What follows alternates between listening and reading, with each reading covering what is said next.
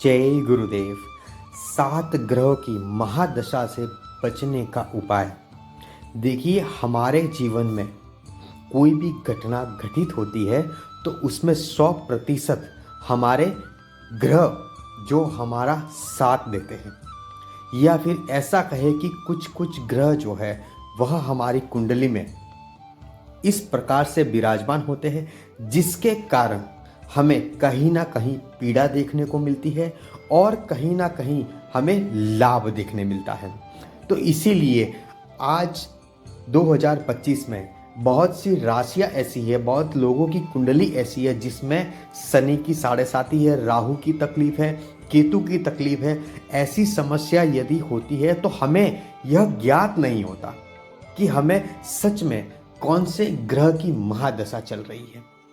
ऐसा जरूरी नहीं कि न्याय के दाता शनिदेव की ही दशा हम पर हावी हो। किसी भी देव की ग्रह की दशा जो है वह हम पर हावी हो सकती है।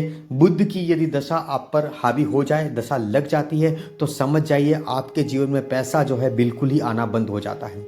कहीं मार्ग नहीं खुलता, कहीं स्रोत नहीं मिलता और दिन प्रतिदिन आपको कर्ज जो है वह बढ़ता है। क्यों कर्ज कब बढ़ने लगता है? जब हमारे ऊपर राहु की दशा होने लगती है। तो ऐसी यदि आपको लगता है कि कोई ना कोई किसी ना किसी वजह से हमारी कुंडली में ग्रह का दोष यदि चलता हो तो आपको क्या करना चाहिए? 7 ग्रह को समान रूप में लाने के लिए, 7 ग्रह को शांत करने के लिए, 7 ग्रहों का लाभ लेने के लिए ऐसा कौन सा उपाय करना चाहिए जिससे हमें हमारे जीवन में जो समस्या चलती है, हमारे ग्रह जो है वह शांत हो जाए और हमें लाभ प्रदान होने लगे।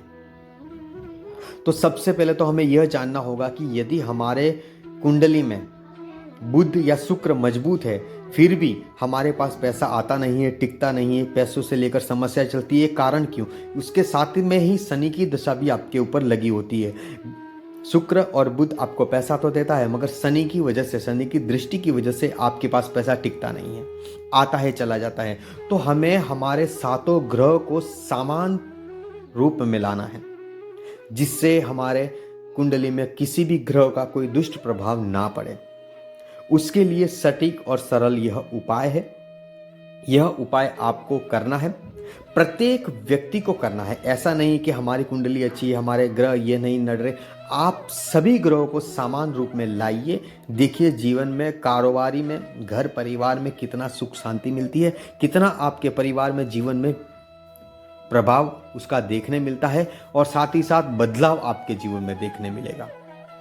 तो आपको क्या करना चाहिए? आपको 7 तरीके के अनाज इकट्ठा करने हैं। कितने करने हैं? 7 तरीके के अनाज इकट्ठा करने हैं। और ध्यान रहे अनाज कितने लाने हैं? 1.25 किलो अनाज आपको इकट्ठा करना है। सभी मिलाकर 1.25 किलो होने चाहिए। 7 अनाज आपको इकट्ठे करने हैं और इकट्ठे करने के बाद में आपको सफ़ेद या लाल कलर के कपड़े में उसे बांधना है, उसकी पोटली बनानी है और रात्रि के समय आपको अपने सिर के तकिए के नीचे रखकर आपको सोना है। और ध्यान रहे यह उपाय किसी भी दिन कर सकते हो और कौन से भी वार को यह उपाय कर सकते हो। आपको केवल जो हमने बताया है, जो इसकी प्रक्रिया बताई है, उसको आपको ध्यान में रखते हुए इस उपाय को करना चाहिए। इसमें कोई ऐसा वार नहीं होता, कोई ऐसा दिन नहीं होता, कभी भी आप कर सकते हो। चाहे आज ही आप यह उपाय कर दीजिए और दूसरे दिन इसको बहते हुए जल में प्रवाहित कर देना है। इतना आपको करना है।